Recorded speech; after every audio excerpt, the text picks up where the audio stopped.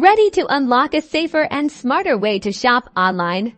Today, we're diving into everything you need to know about using a KOHO virtual card for secure online payments. First, open your KOHO app and navigate to the card section, usually found at the bottom of your screen.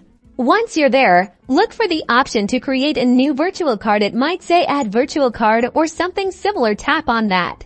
The app will instantly generate a unique 16-digit virtual card number along with a new CVV code and expiry date separate from your physical KOHO card. Think of it like a disposable credit card, just for online shops. Now head over to your favorite online store, load up those digital shopping carts and proceed to checkout. As usual, enter the virtual card number, expiry date, and CVV code just like when you would use a physical credit or debit card. Once you have entered the virtual card details, your transaction will then be processed like a normal payment. The best part, you can monitor all your virtual card transactions in real time through the KOHO app. You can also freeze, unfreeze, or even delete this card after you've used it, giving you ultimate control and significantly minimizing the risk of fraud.